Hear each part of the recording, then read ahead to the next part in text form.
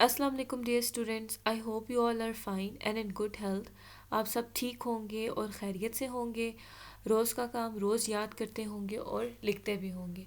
ठीक है, आज मंडे 19 अप्रैल है। आज का हम होम टास्क स्टार्ट करते हैं फ्रॉम इंग्लिश। इंग्लिश की पोइट्री का लेसन हमने स्टार्ट किया हुआ था अक्रॉस द इंडस। इसके फर्स्ट 3 क्वेश्चंस हम लोग कर चुके हैं। आज हमने क्वेश्चन नंबर 4 और 5 करना है। ठीक है, ये सारा काम जो रोज़ का होता है होम टास्क वो आपने लिखना और याद करना होता है। ठीक है, आपके नोट्स में भी ये प्रोवाइडेड है। Question number 4, where is the poet when he speaks of the city in the very first line of the poem how beautiful it seems. कि पोइम की फर्स्ट लाइन में जब पोइट कहता है हाउ ब्यूटीफुल इट सीम्स कि कितना खूबसूरत लग रहा है, तो वो किस जगह पे होता है। ठीक है, किस जगह के बारे में वो कह रहा होता है कि कितनी खूबसूरत लग रही है। तो वो उस वक्त इंडस रिवर के किनारे पर खड़ा हुआ होता है जब वो ये कहता है। ठीक है, वो वर्ड सेम्स इस्तेमाल करता है क्योंकि ये उसके ओपिनियन में वो जगह बहुत खूबसूरत और पीसफुल लग रही होती है। ठीक है, शहर से बहुत अच्छी। Next is how does the atmosphere of river compare with that of the city. कि जो रिवर था वहाँ का जो माहौल था वो सिटी से किस तरह से मुख्तलिफ था। Atmosphere of the river is quiet and pure. वो खामोश था और प्योर था। ठीक है, वहाँ का एटमोसफेयर, वहाँ का माहौल as compare to the city. ठीक है, शहर क्या था, बहुत क्राउडेड था, वहाँ बहुत लोग थे, बेरन बंजर था and full of noisy lens. और वहाँ पे नॉइज़ या शोर मचाने वाली गाड़ियों की कतारें लगी हुई थी।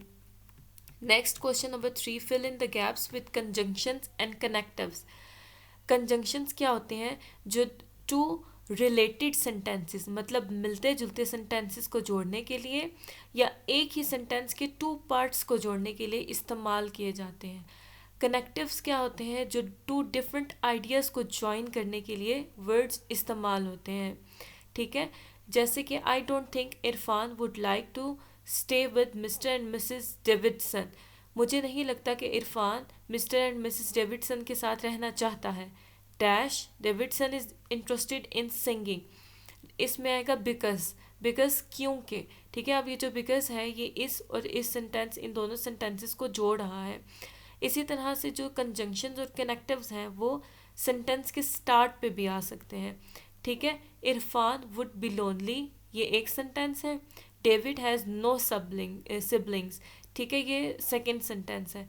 इन दोनों को जोड़ने के लिए बिकॉज का इस्तेमाल किया गया है। ठीक है, इसी तरह से more over, further more, but, and, ये भी कंजंक्शंस एंड कनेक्टिव्स हैं।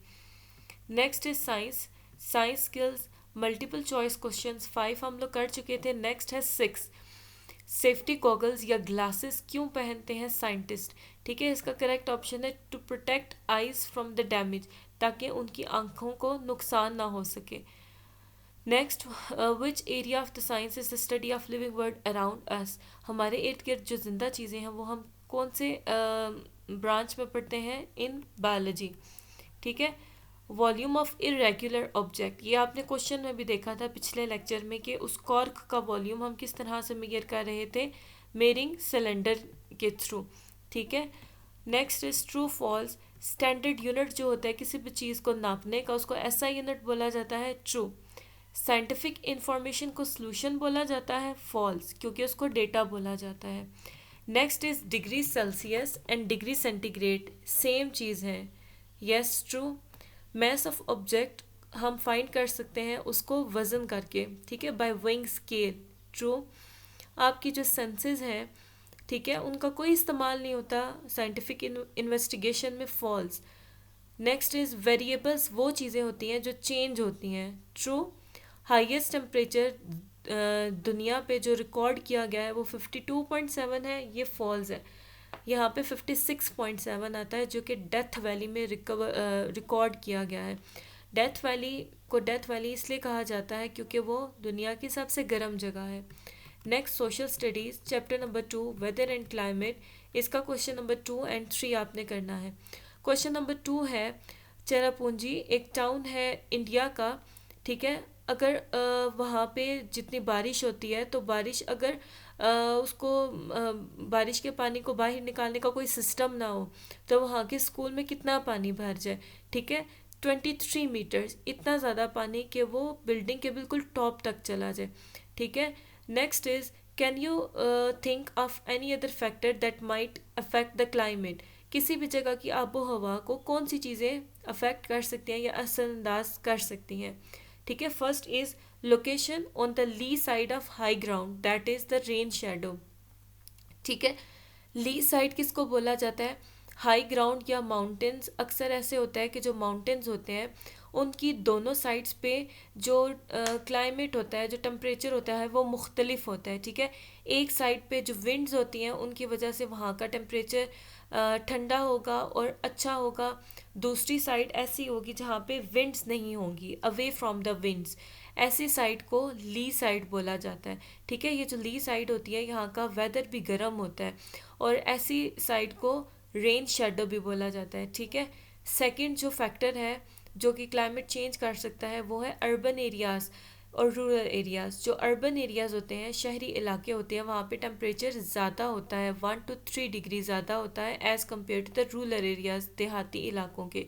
क्यों? क्योंकि जो देहाती इलाके होते हैं या गांव होते हैं वहाँ पे खुली स्पेसेस होती हैं और ट्रीज़ होते हैं, जिसकी वजह से वहाँ पे इतनी गर्मी नहीं होती। Third one is size of the place. ठीक है। स्मॉल आइलैंड्स जो होते हैं उनका क्लाइमेट डिफरेंट होता है as compare to the land mass. ठीक है। बड़ी बड़ी ज़मीनों की निस्बत। Next, computer, internet. Question number 1 and 2, web browser किसे कहा जाता है?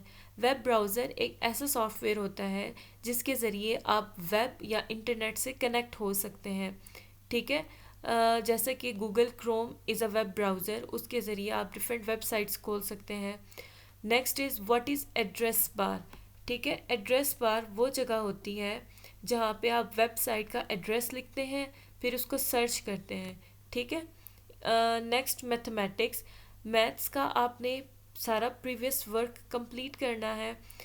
फ्राइडे का जो आपको काम आया था उसमें सारे क्वेश्चंस भी आपके आए थे। ठीक है। पिछले वीक में जितना भी आपने काम किया उसके क्वेश्चंस आए थे, उन क्वेश्चन से आपने मैच करके अपना काम कंप्लीट कर लेना है। उर्दू सबक नंबर 2, नात। ठीक है। इसके अल्फाज मानी आपने लिखने और याद करने हैं। That's all for today. अल्लाह हाफिज़।